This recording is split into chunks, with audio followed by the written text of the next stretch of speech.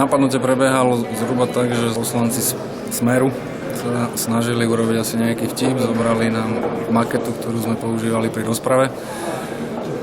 S tým, že Igor sa teda snažil vytrhnúť, ja som utekal tam, ale ja som zachytil iba hlavu tej makety, mali v rukách Janovičovský, Janovi ju vytrhli, hodili ju tu dolu a ja som sa odrazu ocitol natlačený na toto zábradlie s tým, že pôjde za ním a vulgarizmy. Boli tam traja poslanci, ktorých som teda spomínal, Varga, Valocký a Cicoň.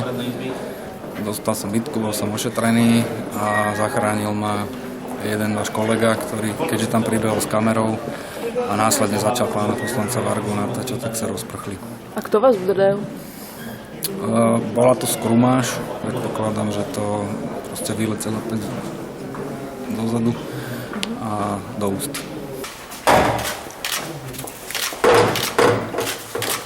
Nech sa páči, toto je parlament pod vedením pána Pašku.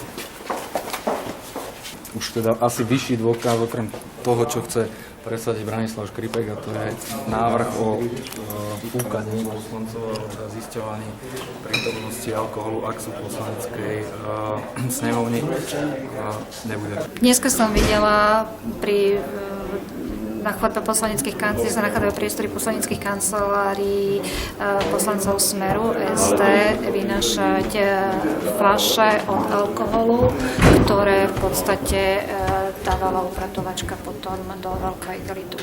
Koľko fľaší bolo? Odhadom? Odhadom 15-20. Chceme sa spýtať, čo sa oslavovalo včera na klube Smeru? Nič. Nič, nepilo sa? Nie. Ako to, že z viacerých poslancov bol cítiť alkohol? Vy ste cítili? Ja nie. Áno. Čo hovoríte na to, že traja poslanci vlastne napadli pána Vyskupiča a chceli mu zobrať maketu? Nemám o tom žiadne vedomosti. A možno, že aj pán Vyskupič bol pod vplyvom alkoholu, to ja vám neviem povedať. Vy ste boli? My sme neboli. A pili ste nejaký alkohol včera? Nepili sme žiadny. Vôbec žiadny, ani Vôbec pán žiadny. Varga, ani vy. Ani pán Varga, ani ja. Tak, ale ja nebudem vám fúkať, ja som vám jasne povedal. Prečo by som vám mal fúkať? Dokázali by ste to, že sa to nepilo, preto? Prečo? Však hovorím vám, že sme nepili a fúkať nebudem. Ale v žiadnom prípade vám fúkať nebudem. Čo bolo z vás včera cítiť, teda ak nie alkohol? Ale prosím vás, ja som povedal, že som nepil a nebol som tu ani na klube. Tak Dobre? môžete to aj dokázať teraz. Nebudete fúkať? Nie, nebudem fúkať. Ja nie som povinný. 20 fľaší vynášal teraz z miestnosti Smeru, áno?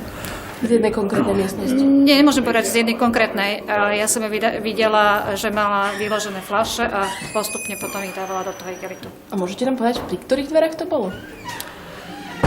Viem, že keď som prechádzala, bolo to zo strany zo západnej terasy k výťahom, pri prechode k tunelu, bolo to v tej prvej polovici časti chodby. A smerom od Smeru k mostu Hit.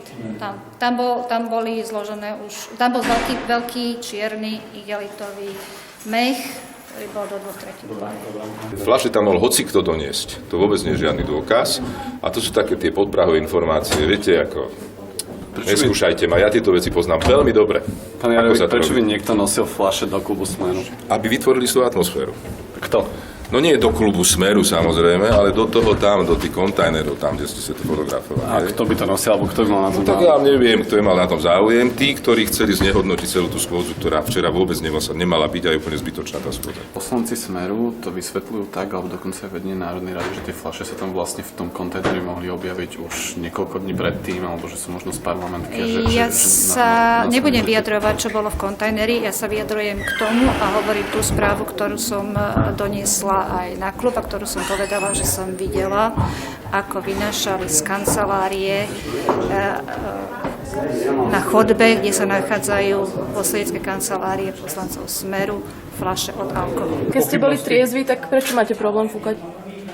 No ja nemám problém, ale nebudem fúkať. Niektorí poslanci Smeru fúkali a nemali s tým problém. Kam idete? Ešte sme neskončili s otázkami.